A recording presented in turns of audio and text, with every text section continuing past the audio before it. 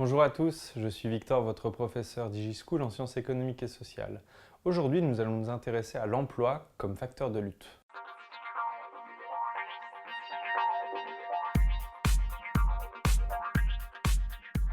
Du coup, aujourd'hui, nous allons continuer dans les vidéos sur le travail et l'emploi et le chômage. Nous allons nous intéresser à savoir comment les individus tentent-ils de conserver leur emploi. Il se trouve que du coup, peut-être que dans votre famille, vous avez déjà dialogué avec vos grands-parents, pour certains vos arrière-grands-parents, toute la génération issue des Trente Glorieuses, qui, je vous le rappelle, est de 1945 à 1975 environ, d'après les économistes et d'après les historiens aussi.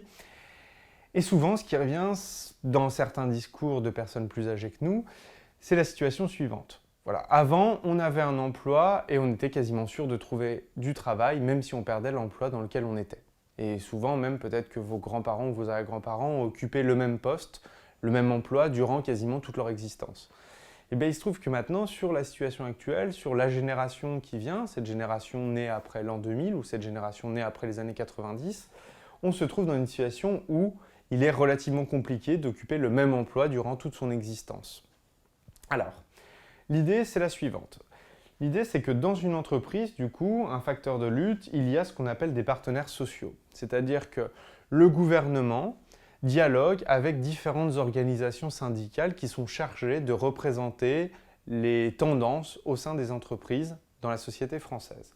Parmi les différents partenaires sociaux, on va retrouver à la fois des organisations syndicales chargées de défendre les droits du travail dans certaines corporations, par exemple, ou alors, corporation, c'est le fait du coup de, par exemple, des corps de métier qui se mettent ensemble, qui se relient ensemble. Par exemple, les avocats appartiendront à une corporation juridique, les footballeurs appartiennent à une corporation aussi très spécifique. Voilà, et le corporatisme, pardon, c'est le fait de défendre avant tout les intérêts de sa corporation par rapport aux autres. Vous vous rappelez, vous voyez que ça retient un petit peu certaines idées marxistes de la classe en soi, de la classe pour soi et de la conscience de classe. Ça pourrait être un petit peu un terrain d'attaque un petit peu de la même manière. Donc dans les partenaires sociaux, on va retrouver par exemple des organisations syndicales type CGT, CFDT, FO, qui eux sont chargés normalement de représenter les intérêts des travailleurs. On va retrouver des organisations patronales type MEDEF, qui eux sont chargés de défendre normalement les intérêts de leur classe, donc dans leur corporation, le patronat. Et on va retrouver comme autre partenaire le ministre par exemple du Travail, qui va être en dialogue permanent avec ces différentes organisations. Et tout ça, ça fait partie de ce qu'on va appeler une négociation. Au même titre que par exemple, lorsque je propose une prestation de service à une entreprise, il peut y avoir une négociation économique qui est faite derrière. C'est-à-dire que par exemple, combien l'employeur est-il prêt à me rémunérer et est-ce que j'accepte de travailler à ce montant-là? Et bien souvent, en fait, comment les individus tentent-ils de conserver leur emploi? On se rend compte que la négociation salariale, elle n'existe quasiment pas dans les entreprises, dans la mesure où c'est l'employeur qui fixe lui-même le niveau de rémunération. Et pourquoi? Parce que les individus seraient dans une situation où ils savent pertinemment qu'ils sont en concurrence avec d'autres individus qui, eux, sont peut-être prêts à travailler pour moins cher. Donc cette idée du coup des négociations, elle peut se faire à une échelle macro.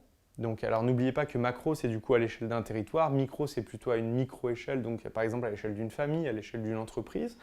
Donc les négociations au niveau macro qui doivent arriver à des réformes sont faites entre les partenaires sociaux.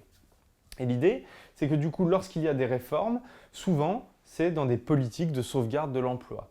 Alors par exemple, des réformes structurelles, vous avez peut-être entendu ce terme-là, de réforme structurelle, ça va être le fait d'arriver à modifier certaines choses dans des structures. Alors, quelles sont les différentes choses qu'on va modifier? Exemple, ça se trouve, vous avez des membres de votre famille qui travaillent dans l'industrie automobile, et du coup qui se retrouvent dans une situation de concurrence avec des entreprises qui travaillent à l'extérieur et qui voient l'activité économique de leur entreprise diminuer. Ça veut dire tout simplement que l'entreprise ne génère plus autant de chiffre d'affaires que par le passé et donc commence petit à petit vers s'endetter.